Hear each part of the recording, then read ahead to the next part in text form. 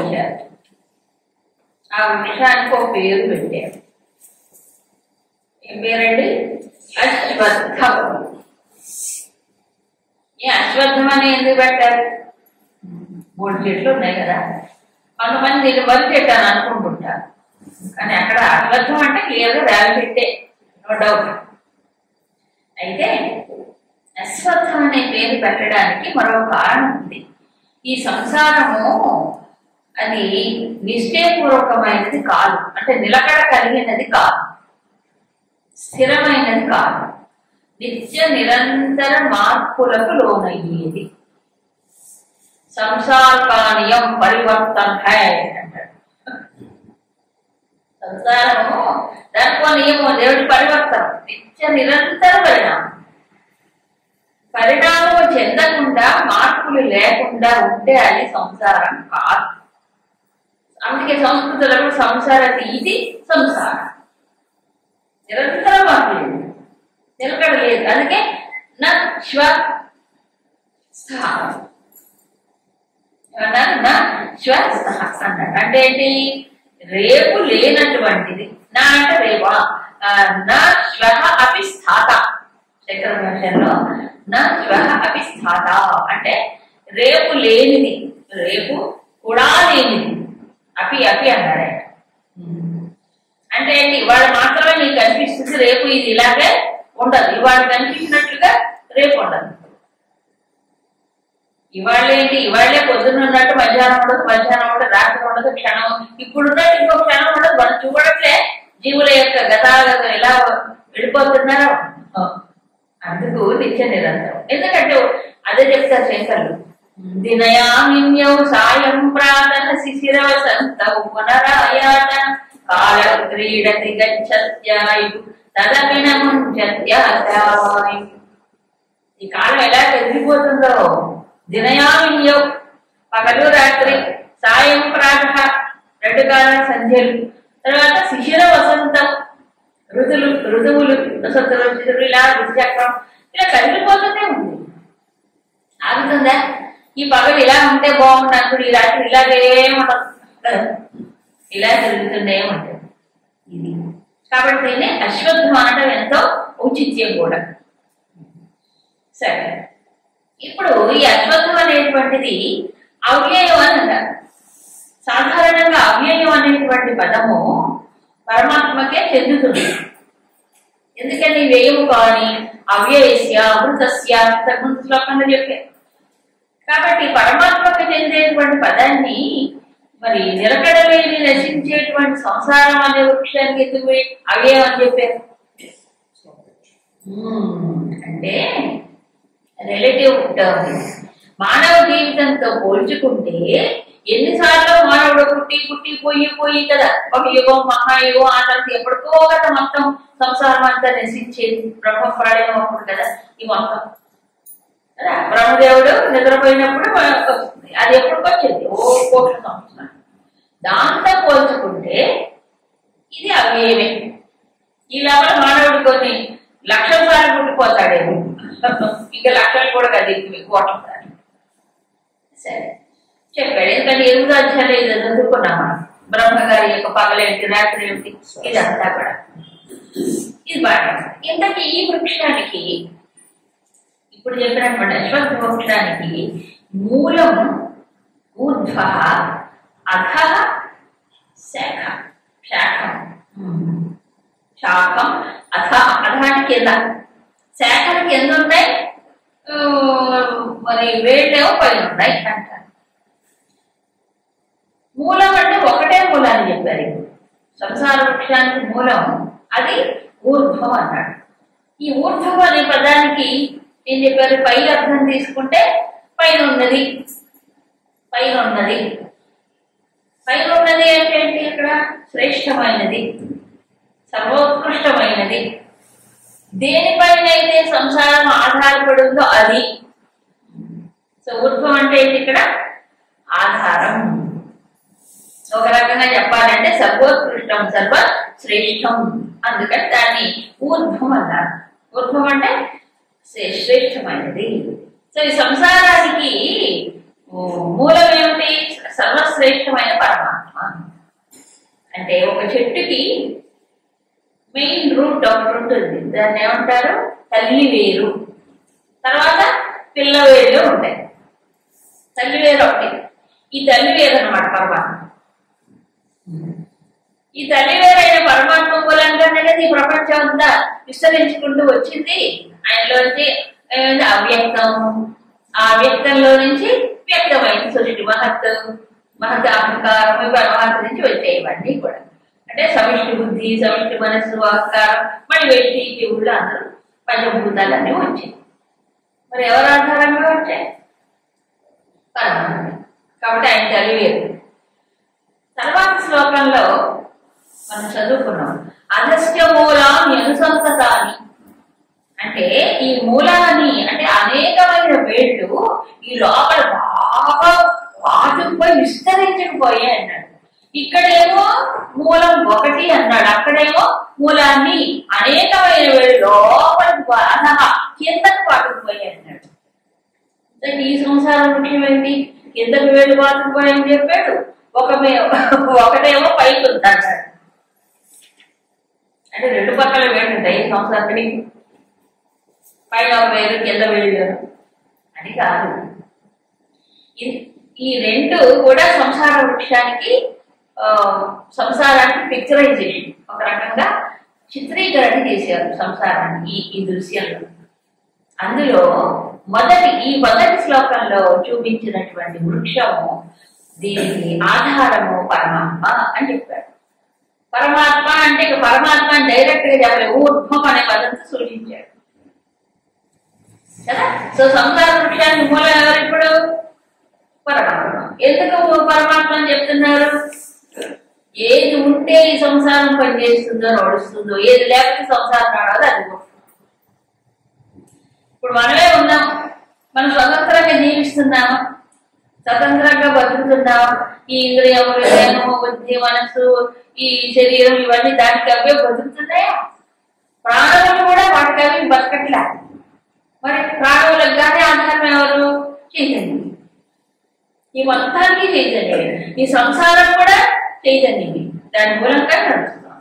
ఇంతకుముందు అధ్యాయంలో చెప్పాడు ఇదంతా. అప్పుడు ఈ సంసారానికి ఆధారం పరమాత్మే, సర్వశ్రేష్టం. కాబట్టి ఏం చేయాలి ఇప్పుడు మనిషి? ఆ మూలమైనటువంటి పరమాత్మను పట్టుకోవాలి. మూలాన్ని వదిలేస్తే మనిషి ఏమవుతున్నాడు? అధపాతాళానికి వెళ్ళిపోతాడు. ఈ కింద వృక్షాలనే అనేకమైన పిల్లవేళ్ళు వచ్చి లోపలికి పాటుకుపోయిందని చెప్పారు కదండి.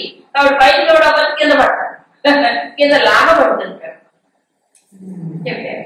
సరే, ఇప్పుడు ఛందాంసి పరిణామే, శాఖలేమో విస్తరించుకోండి. కరెక్టే, పరమాత్మ సర్వోత్కృష్టుడు. ఆయనలో నుంచి సంసారం అంతా మాయలోంచి ఇవన్నీ విస్తరించుకుంటూ వచ్చాయి. సరే, ఇప్పుడు ఆకులు ఛందాంసి అన్నాడు. తర్వాత ఈ సంసార వృక్షాన్ని వర్ణించినప్పుడు వేరుగా ఉంది వర్ణన. అక్కడ వేరుగా ఉంది, ఇది వేరు. అందుకే నిజానికి ఇది సంసారమే, అది సంసారమే.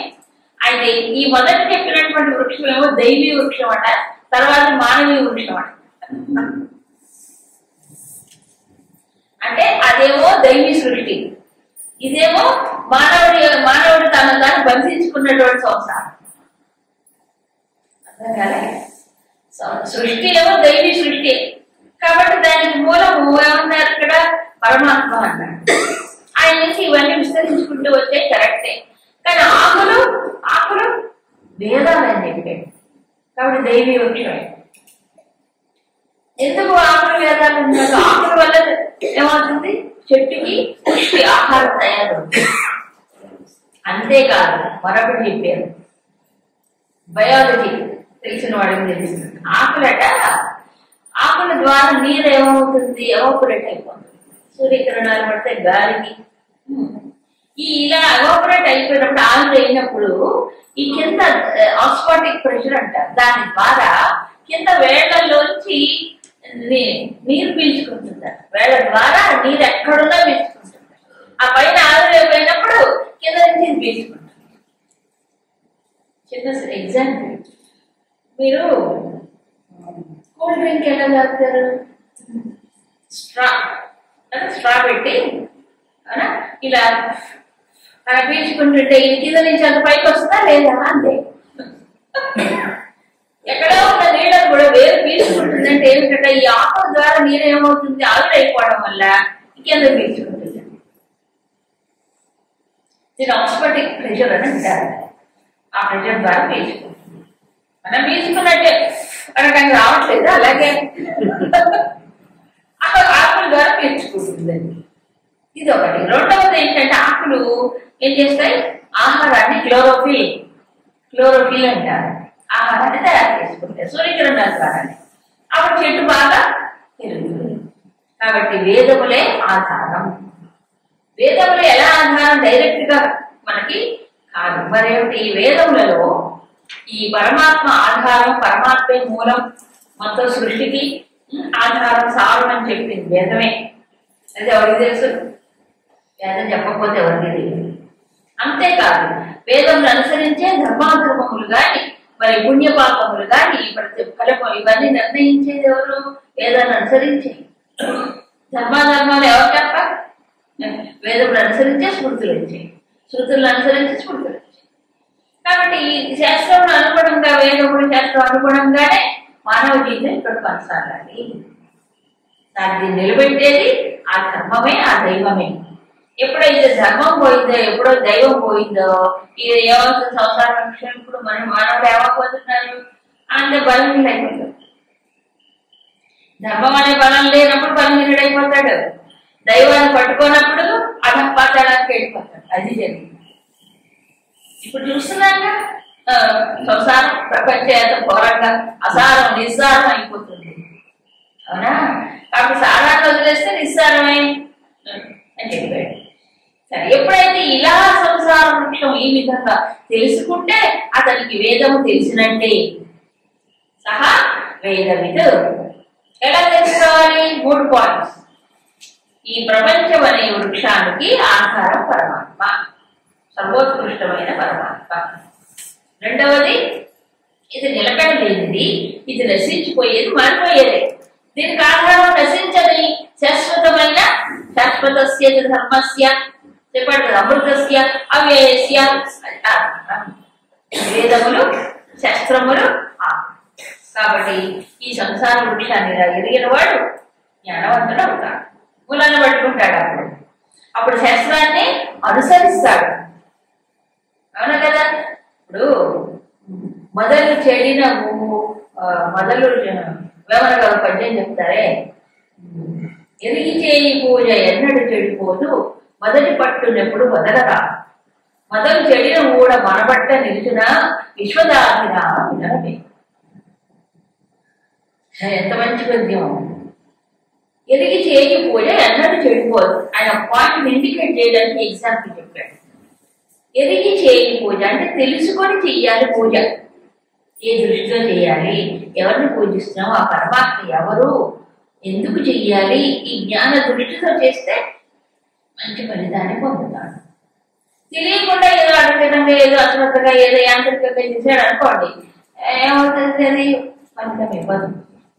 సో ఎదిగి చేయి పూజ ఎన్నడూ చెడిపోదు. తర్వాత మొదటి పట్టును ఎప్పుడు వదలరాదు. మొదటి పట్టు అంటే మూలం. ఎవరి కోసం? నా కోసమా పూజ? మరి ఎవరి కోసం చేయాలి పూజ? భగవద్ ఆరాధన. ఎందుకు ఆరాధించాలి? ఎందుకు భగవద్ కోరికలు ఇష్ట చెప్పడానికి కాదు పూజలు పురస్కారాలు. మన మనస్సు భగవంతుడి వైపు మళ్ళితే మనస్సులో ఒక శక్తి, ఒక సామర్థ్యం, ఒక వివేకం, ఇవన్నీ పెరుగుతాయి. మనకు బలాన్ని పుష్టినిచ్చేది ఎవరు? పరమాత్మ. ఇక్కడ చెప్పాడు ఊర్ధ్వమూలం, అదే చెప్పింది. సర్వాధారుడైన పరమాత్మను పట్టుకోకుండా బలం ఎక్కడ వస్తుంది? ఇవాళ విటాలు, మందులు, మాకులు, పాలు, గీలు ఇవన్నీ ఊరికే ఈ కండలే, అసలు బలం రాదు.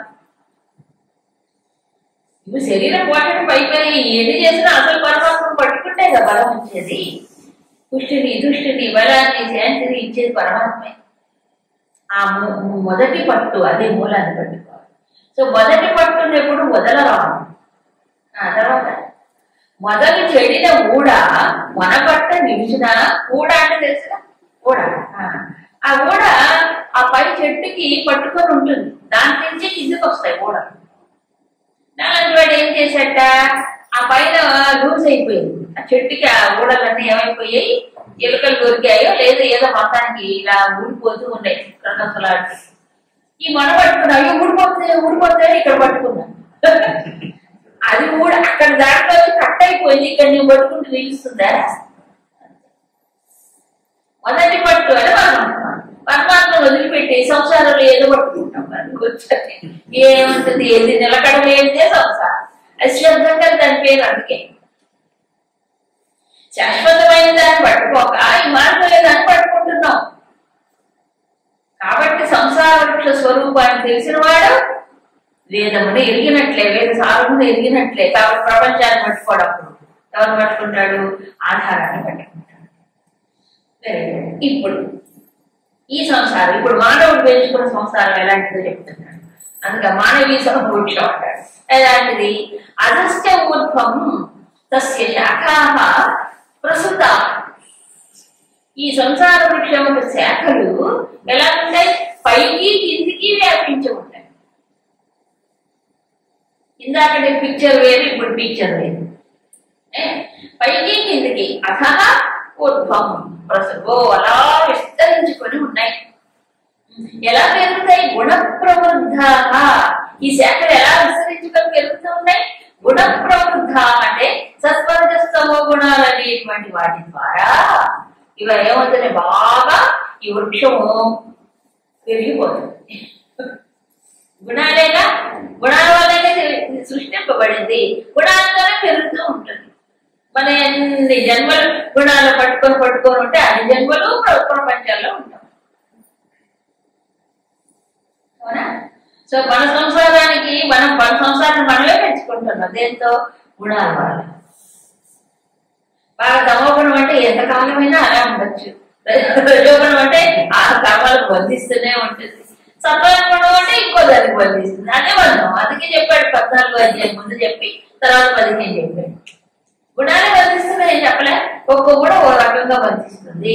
ఈ గుణాల్లో ఉన్నంతసేపు పెరగకుండా ఉంటుంది సంసారం, బ్రహ్మాండంగా నిలుస్తుంది, ఏం ప్రమాదం లేదు. పైకి కిందికి అని ఎందుకన్నాడు అంటే, ఇప్పుడు ఇక్కడ ఈ సంసార వృక్షంలో సర్వజీవుల్లో ఉంటారు. విశ్వమే సంసార వృక్షం. అవునా? దీంట్లో సత్వప్రధానమైనటువంటి వాళ్ళకి ఆ పై లోకాల్లో ఉంటే సత్వప్రధానం అంటే దేవతల నుంచి బ్రహ్మదేవుడి వరకు, తర్వాత ఈ మానవుడి నుంచి స్థావర జంగమముల వరకు, స్థావరం లాంటిది చెట్లు చేమలు క్రిమికీటకాదుల వరకు. వీళ్ళందరూ ఎక్కడ? మనుషుల నుంచి కిందికి వెళ్ళిపోతుంది మిగతావన్నీ. అక్కడ దేవతల నుంచి ఆ పై బ్రహ్మలోకం వరకు. సత్వప్రధానమైన వాడు పైన ఉంటే మిగతా వాళ్ళు పాపపుణ్య మిశ్రమం కలిగిన వాళ్ళు ఇగో ఇక్కడ ఉంటారు కింద సంసారం, భూలోకం ఈ లోకంలో పెడతారు. సో అందుకే పైకి కిందికి వ్యాపించి ఉన్నాయి. అంటే విశ్వమే పెద్ద సంసారం వృక్షం. కాబట్టి ఏ లోకాల్లో ఏ జన్మలలో ఏ మానవులు ఏ కర్మలు చేస్తారో ఆ ఫలితాన్ని బట్టి ఉంటాయి. కాబట్టి ఊర్ధ్వం గచ్చంతి సత్వస్థాః చెప్పలే, మధ్యేతి శక్తి రాజసాః జఘన్య గుణ వృత్తిస్తాః గచ్చంతి. దాన్ని బట్టే, గుణాన్ని బట్టేగా అక్కడ చెప్పింది. సరే, ఇప్పుడు అందుకే కఠోపనిషత్తులో యథాకర్మ యథాశ్రుతం అంటాడు. శృతం అంటే జ్ఞానం. యథాకర్మ మానవుడు చేసే కర్మాన్ని బట్టి, మానవుడికి ఉన్న జ్ఞానాన్ని బట్టి వాడికి జన్మలు ఉంటాయి. అది ఉత్తమ జన్మ కావచ్చు, అధమ జన్మ కావచ్చు. మరి కర్మ ఫలితాలు ఎక్కువ పాపకర్మ ఫలితాలు ఉన్నాయి అనుకోండి, అప్పుడు ఏమవుతున్నాడు? ఎక్కువ పాపం ఉంటే మానవ జన్మ కూడా ఇది కాదు. అందుకని స్థావరములు అంటే చెట్లు చేమలు బరువులు ఉళ్ళు ఇట్లాంటివి అధమైన జన్మలు వస్తాయి. ఎక్కువ పుణ్యం ఉంటే అబ్బాయి లోకాలు అంటారు, లోకాలు. ఈ మన మనుషులుగా ఉన్న వాళ్ళు ఎవరు? మధ్యస్థులు, పాప పుణ్య మిశ్రమం. వాళ్ళు వీటిలో కూడా రేషియో ఉంటుంది, 90%, 80%. దాన్ని బట్టి ఉంటాయి జన్మలు కర్మలు. అంటే కర్మను బట్టి జ్ఞానాన్ని బట్టి కూడా కరెక్టే. ఎందుకు సాత్వికమైన మనం గుర్తు తెచ్చుకోండి, సాత్వికమైన కర్మల వల్ల నిర్మలం ఫలం. అవునా? అంటే సుఖం నిర్మలం ఫలం. సాత్వికమైన దాని వల్ల జ్ఞానం కూడా వస్తుంది మనిషికి. సో రెండు ఇంటర్లింక్. ఏది ఈ కర్మ ఈ జ్ఞానం కూడా. అవునా? కర్మ జ్ఞానం రెండు లింక్, ఒకదాని కోటి లింక్. రజస్సులో జ్ఞానం పొందడానికి వాళ్ళకి ఈ స్థిమితం ఉండదు, మనస్సు ఎప్పుడు కదలిక చలనం ఉంటుంది. రజస్సులో కర్మల్లో వెళ్ళిపోతుంది. తమస్సులో అసలు పూర్తిగా మూసుకుపోతుంది బుద్ధి. ఎక్కడే ఎక్కడ డ్రిల్ చేసినా ఎక్కడ జ్ఞానం ఎక్కడ. ఎందుకని బుద్ధి మూసుకుపోతుంది. అందుకని సత్వం ఉన్నప్పుడే జ్ఞానం, సత్వం ఉన్నప్పుడే వాడు జ్ఞానం వైపు పడుతుంది దృష్టి. అది సరే. సో గుణ ప్రవృద్ధా ఏవి ఈ శాఖలన్నీ దేని ద్వారా పెంపొందుతున్నాయి? గుణాల ద్వారా. విషయ ప్రవాళాహ విషయములు అంటే శబ్దస్పర్శ రూపణ గ్రంథములు అవేంటి? ప్రవాళములు, లేత చిగుళ్ళు. ఈ లేత చిగుళ్ళు అనే మాట చూడండి, ఒక చెట్టును చూడండి, దాని కొమ్మలు ఉంటాయి, కొమ్మకి చివర చిగుళ్ళు ఉంటాయి. ఈ చిగుళ్ళు ఏమవుతాయి? కొన్నాళ్ళకి గట్టిగా అయిపోతాయి, ఆకులు అయిపోయిన తర్వాత అక్కడి నుంచి కొమ్మ పెరుగుతూ వస్తుంది. శాఖలు విస్తరింప చేసుకోవడానికి చిగుళ్ళే మనం. ఓహో మళ్ళీ లింక్ చూడండి. ఇప్పుడు విషయాలు అనేవి ఏంటంటే చిగుళ్ళు. విషయాన్ని శబ్దస్పర్శ రూపొందించాలి. ఇప్పుడు నా గుణాలు పెరగాలంటే ఏం చేస్తాడు? మనిషి మాటికి విషయాలతో సంపర్కం పెట్టుకొని, అవునా, వాటితో ఏమిటి భోక్తృత్వ వాంఛ కలిగి వాటికి సంపర్కం పెట్టుకుంటే గుణాలు ఏమవుతున్నాయి? కలుగుతాయి, తగ్గుతాయా? బాగా మందంగా అయింది మర దట్టంగా పెరుగుతాయి, బాగా శాఖలు ఇంకా బలంగా వస్తాయి. ఎందుకు? మనం పెంచుకోవడానికే ప్రయత్నం చేస్తాం. విషయాలు సంపర్కం వల్ల జరుగుతుంది. అంటే బడపాలతో పెట్టుకుంటే తగ్గిపోయి పవర్ మూలాన్ని పెట్టుకుంటున్నాడు. అవునా కాదు? అందుకే ఎన్ని చెప్పారో శాస్త్రాల్లో ఈ విషయాలనేవి ఎలాగో మనిషిని ఈ 5 శబ్దస్పర్శ రూప గ్రంథాలు ఇక్కడేమో చిగుళ్ళతో పోల్చాడు, కానీ శంకరాచార్య చిగుళ్ళతో పోల్చలేదండి, విషంతోనే పోల్చారు. కృష్ణ సర్ప విషాదవి చెప్పలే. కృష్ణ సర్పము యొక్క విషము కంటే పవర్ఫుల్ ఏమిటి ఈ విషయాలు? ఎందుకని? కృష్ణ సర్పము యొక్క విషము ఏమవుతుంది? మిగిలి తెచ్చిపోతాడు, అది కాటేసి తెచ్చిపోతాడు. ఈ విషయం కాటేయక్కర్లే, అలా చూస్తే చాలా ఎక్కేస్తుంది, చూస్తే విషం ఎక్కుతుంది, వింటే విషం ఎక్కుతుంది. విషం అంటే ఏంటి? మనసును కష్టపరిచేది. మనసు ఏమో వెంటనే డిస్టర్బ్ అయిపోతుందో చూస్తే చూడగానే వెంటనే ఆలోచనలు వస్తుంది. దాని ద్వారా అది వింటే కూడా ఏవో ఆలోచనలు వస్తాయి, వెళ్ళిపోతాయి. అందుకు విషయములు ఇక్కడ లేత చిగుళ్ళు శాఖలు విస్తరింప చేసుకోవడానికి మూలమైంది. అదే దానివల్ల ఏమో సంపర్కం అయిపోయి ఏమవుతుంది? మనిషికి దుఃఖానికి హేతు అవుతుంది కూడా, సంసార బంధానికి కూడా హేతు అవుతుంది. ఇంకా ఏమన్నాడంటే ఇంకో మాట చెప్పాడు, శాఖలకి చివర ఆకులు ఉంటాయి చెట్టుకి. అట్లాగే ఈ మానవుడికి ఈ దేహం అనేది ఉంటే, అవునా, దీని కర్మఫలాల నుంచి వచ్చింది కదా. కర్మఫలాల నుంచే దేహం వచ్చింది, గుణాల నుంచే దేహం నిర్మితమైంది. సో ఇప్పుడు ఈ దేహం ఏం చేస్తుంది చెప్పండి? దీనికి ఇందులో ద్వారాలు ఉన్నాయి, 5 ఉన్నాయి ద్వారాలు. ఈ ద్వారాలు గుండా ఏం చేస్తుంది? అది బయటికి వెళ్ళిపోతుంది. బయటకు వెళ్ళిపోయి ఏం చేస్తుంది? తెచ్చుకుంటుంది సరుకులు, లోపలికి తెచ్చుకుంటుంది శబ్దస్పర్శ రూపరసంగా. ఈ వచ్చేది ఏం ప్రాప్తిస్తాయట? ఒక కర్మ ఫలితాలు మనకి ఏవైతే ఉన్నాయో అనుభవించాల్సినవి అవి ఇక్కడి నుంచే రావాలి. మన దేహం ద్వారా అనుభవించే కర్మ ఫలితాలు ఎక్కడి నుంచి వస్తాయి? విషయాల నుంచే వస్తాయి. ఎక్కడి నుంచి వస్తాయి? శబ్దస్పర్శ రూపరస గ్రంథాలే మనకి అనుభవాలు. ఈ వీటి ద్వారా కదా కష్టం, నష్టం, మానం, అవమానం అన్ని సమస్తం వీటి ద్వారానే వస్తుంది. సో ఈ దేహం వచ్చింది కాబట్టి అవి లోపలికి అవి వెళ్తుంది, లోపలికి తీసుకొచ్చుకుంటుంది. సో కర్మ ఫలితాలు అనుభవించడానికి ఇదే మూలం, కర్మ చేయడానికి, కర్మ బంధానికి కూడా ఇవే కారణం. ఎంత మంచి డిస్క్రిప్షన్ చూడండి. తర్వాత అధస్య మూలాన్ని అనుసంధతామి, ఇంకేం కర్మానుబంధీని మూలాన్ని అధః అనుసంధతామి. ఏమిటట? కర్మలే బంధముగా కలిగినటువంటి మూలాన్ని, వేళ్ళు. ఎక్కడ వెళ్ళిపోయినా ఈ వేళ్ళు? అధః అంటే బాగా లోతుగా అనుసంధతాన్ని, లోతుకి వెళ్ళిపోయి ఎక్కడెక్కడికో పాతుకుపోయింది. ఈ సంసారం అనే విషయం. ఇది ఎవరి సంసారం? మానవుడి సంసారం. ఈ పెద్ద సంసారాలు వీడియో సంసారం పెట్టుకుంటాడుగా ఎవరికి వాడు ఇండివిజువల్ సెటప్ కుప్పట్లు. ఇక్కడ ఎవరి కుప్పటి వాడితే అవునా? ఇది టోటల్. దాంట్లో మళ్ళీ ఎవరు వాడిదే ఉంటుంది సెటప్. కాబట్టి ఎవరు బంధానికి గురి అయ్యాడు? జీవుడు. ఎందుకు బంధానికి గురి అవుతున్నాడు? కర్మఫలాలు అనుభవించడానికి ఈ శరీరం వచ్చింది. మళ్ళీ అనుభవించడానికి బదులు మళ్ళీ ఏం చేస్తాడు? కొత్త కర్మల్ని చేసుకోవట్లే. ఈ చేసుకోవడంలో ఏమవుతుందంటే పాతవేమో కర్మ ఫలితాలు అనుభవిస్తున్నాడు, కొత్తవి చేసుకుంటున్నాడు. చేయడంతో పాటు ఇక్కడ కర్మ చేయట్లే, భోగాన్ని అనుభవించాలనుకుంటున్నాడు.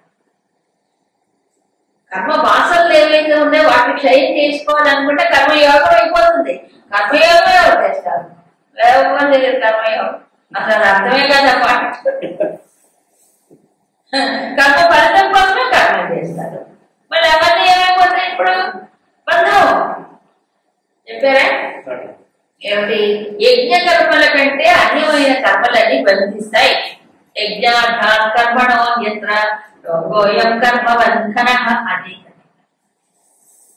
యజ్ఞ భావన, సమర్పణ భావనతో చేసే కర్మలే మనని ఉద్ధరిస్తాయి. వాసన క్షయం అవుతుంది. సమర్పణ భావన మర్చిపోయి ఏదో ఫలితాల కోసం ఆశించి వాటిపైన ఆధారపడి కర్తృత్వ భోక్తృత్వాలు చేస్తే ఏమవుతుంది? బంధం. అందుకని చెప్పాడు కర్మలే బంధాలు. ఇక్కడ కర్మలే బంధాలు అయిపోతుంది ఈ మానవ బంధాలు. అవి ఎక్కడ పోతున్నాయి? మానవుడి దానికి రూట్స్ ఎక్కడ పోతున్నాయి? లోపలికి. అతః మూలాన్ని. ఇక్కడ చూడండి, మూలాన్ని అంటే బహువచనం, అనేక వేళ్ళు. ఎన్ని కర్మలో, ఎన్ని బంధాలు, ఎన్ని వేళ్ళు, గుర్తులు ఉంటాయి. లోపలికి తెచ్చుకుపోయాయి. అవునా? ఎంత లోపలికి వెళ్ళిపోయిందో. మనుష్యలోకి, మానవ లోకానికే ఇదంతా. ఈ సంసార వృక్షం మానవుడు పెట్టుకుంది. కానీ జంతువులకి, పశువులకి, పక్షులకి ఇదంతా లేదా? వాటికి ఇవన్నీ అవసరం లే. ఎందుకు చెప్పండి? కర్మ చేసే అధికారం మానవుడికి ఉంది. మిగతా వాటికి లేదు. ఎందుకు? ఇది లేదుగా, వాడికి బుద్ధి లేదుగా. కాబట్టి అవి స్వతంత్రంగా కర్మలు చేయలేవు. మానవుడికి కర్మలు చేసేటువంటి ఒక స్వతంత్రత ఉంది, బుద్ధి ఉంది. కాబట్టి అందుకే మానవుడికి శాస్త్రం కావాలి. బుద్ధి ఉంది కాబట్టి. బుద్ధి లేని వాడికి శాస్త్రం ఎందుకు? జంతువులకి వాడికి శాస్త్రం చెప్పలే ఎవరు. అయినా ఆ పై లోకాలు ఉన్నాయి, భోగ లోకాలు. వాటికి కూడా, దేవతలకు కూడా శాస్త్రాలు ఉండవు. ఆహా, వాడు భోగం అనుభవిస్తారు అంతే. ఉన్న పుణ్యం ఖర్చు చేసుకొని మళ్ళీ తిరిగి వస్తారు. వాడికి కూడా శాస్త్రాలు ఉండవు. ఇంకెవరికి ఇప్పుడు శాస్త్రం? మనిషికే. ఎందుకు? ఇది కర్మ భూమి అన్నాడు దీన్ని. అందుకే సో కర్మలు చేయడానికి ఇక్కడే ఆస్కారం ఉంది. తర్వాత కర్మఫలాలు అనుభవించడానికి ఈ మానవ దేహం వచ్చింది. అందుకే మానవ దేహం శ్రేష్టం అని చెప్పాడు. ఈ మానవ దేహాన్ని ఉపయోగించుకొని సత్కర్మల్ని ఆచరించి యజ్ఞ దృష్టితో, సమర్పణ భావంతో కర్మాచరించి ఉద్ధరింపబడతారు. లేదా ఈ బుద్ధిని దుర్వినియోగం చేసుకొని చెడ్డ కర్మలు చేస్తే ఏమవుతాడండి? ఇంకా నీకు స్వతంత్రత లేని అల్పమైన జన్మల్లోకి వెళ్ళిపోతాడు. అంటే ఈ మానవ అల్పమైన జన్మలో పశుపక్షాదుల్లోకి వెళ్ళిపోతాడు. దీన్ని ఉపయోగించుకోవాలి. మన చేతుల్లోనే ఉంది. మనం బయట వెళ్ళాలా, తిరిగెళ్ళాలి. గుణాన్ని బట్టి చెప్పాడు ఊర్ధ్వం గచ్చంతి. సత్వములో నిలిస్తే పరిణామాల్లో పైకెళ్తారు. సత్వములు ఉన్నప్పుడు మరణిస్తే ఉత్తమమైనటువంటి మళ్ళీ జన్మలు వస్తాయి. అట్లీస్ట్ అదైనా అంతే. కాబట్టి మానవ లోకంలోనే కర్మలు చేసేటువంటి స్వతంత్ర అర్హత ఉన్నది. మరి మిగతా వాటికి కర్మఫలం అనుభవించడానికే ఉంది ఆ ఉపాధులు, కానీ తప్పు చేయడానికి. అందుకు మానవుడికి గైడెన్స్ కావాలి. అయితే ఒక మాట అడగచ్చు, అంటే కర్మలు చేయడం అధికారులు అన్ని అన్ని మనం చేయొచ్చా? అట్లయితే మేము కూడా మోక్షాలు పొందొచ్చుగా, పొందాలని చెప్తున్నారు. పొందడానికి మానవ జన్మలోనే అది వీలుందనే చెప్తున్నారు, పొందమనే చెప్తున్నారు. సత్క కర్మము కానీ ధర్మాచరణ కానీ మోక్ష అర్హత కానీ ఒక మానవుడికి. అవునా? కానీ మానవ జీవితం ఏంటంటే ఒక రకంగా రెండు డబుల్ పిస్టన్ పంప్ అంటారు.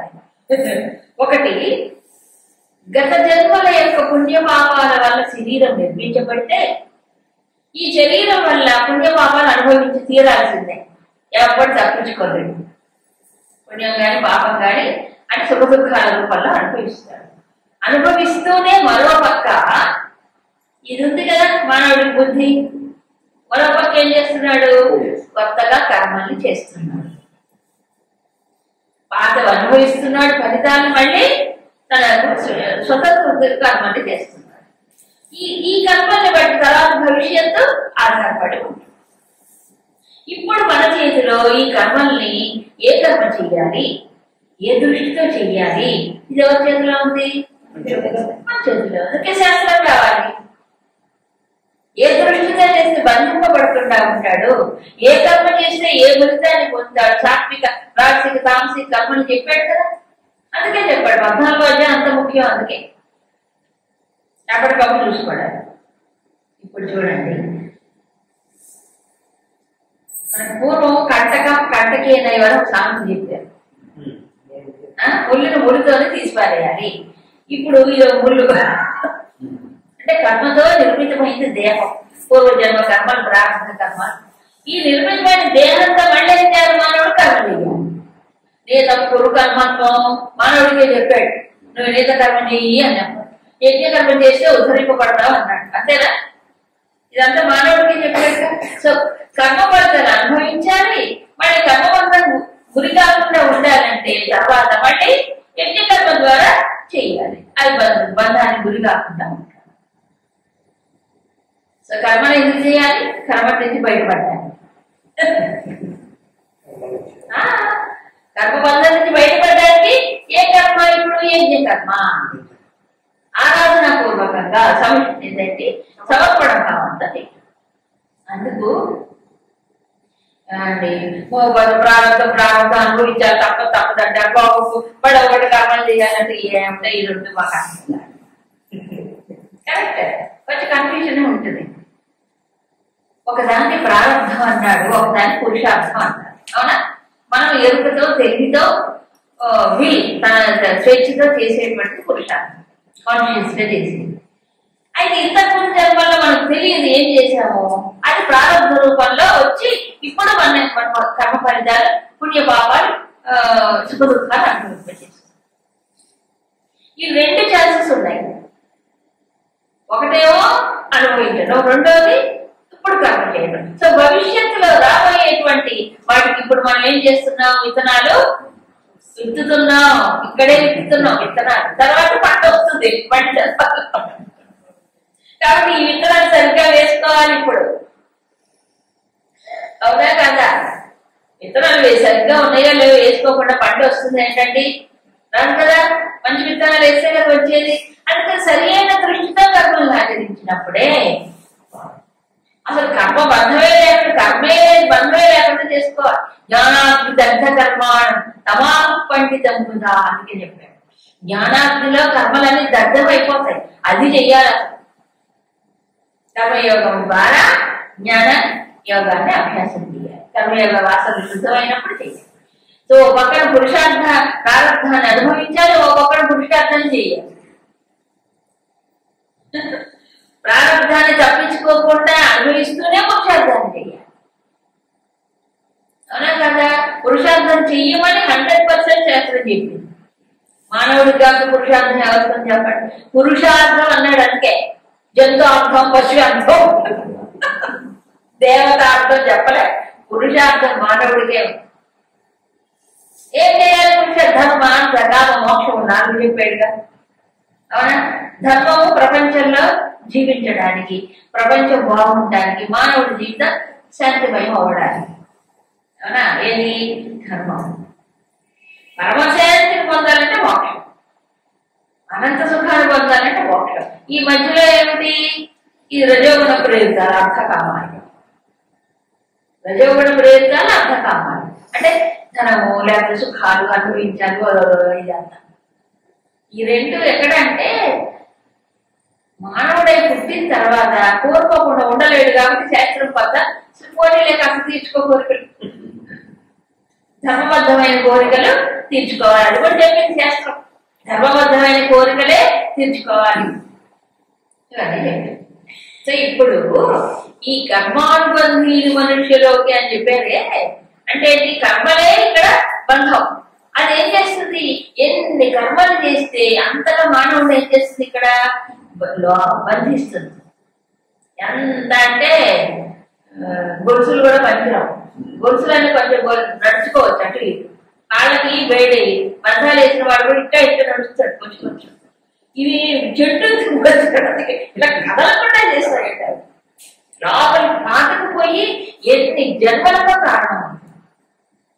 జన్మలు అంటారే, అందుకే ఒక జన్మలు అంటుంటారు. ఒక జన్మది కాదు, ఇంకెన్ని జన్మలు వస్తాయో ఇంతకుముందు ఎన్ని గడిచేది. ఇది అర్థం చేసుకుంటే ఎవరికైనా భయం వేస్తుంది. ఆలోచించారు, అర్థం చేసుకోవాలి, భయం లేదు, ఏం లేదు, హాయిగా ఉంటాడు. వివేకవంతకే వైరాగ్యం వస్తుందండి. వివేకం లేని వైరాగ్యం బాగా ఉంది, ఏదో అయిపోయి కట్టుకుంది అవన్నీ తర్వాత ఎవరు తెలుసు ఏం జరుగుతుందా చచ్చుదాది బతుక. మానవుడు వివేకం ఉంటేనే ఇంకెన్ని జన్మలో ఈ జన్మలో ఇన్ని కష్టాలు పడ్డా తర్వాత మళ్ళీ ఎన్ని పడాలో ఓ దేవుడా కదా, అప్పుడే రావాలి కదా. కృపయా పారే పాహి మురారే, ఓ మురారి పాహి పాహి, మళ్ళీ నన్ను రక్షించి తండ్రి మళ్ళీ దీంట్లో పడకుండా కదా. ఇది సంసారం విషయం. సో విషయములు చక్కగా పెంచుతూ ఉంటాయి శాఖలు, ఈ గుణాలేవో శాఖలు. అందుకు ఈ అధ్యాయం ముందు గుణాతీత లక్షణం చెప్పారు. గుణాతీతుడు అయిన వాడే ఏమవుతున్నాడు? పరమాత్మతో అనుసంధానం చేసి దాటగలడు. Very good. ఇప్పుడు సంసార విషయం మాకు అర్థమైంది. ఇప్పుడు ఏం చేయాలి?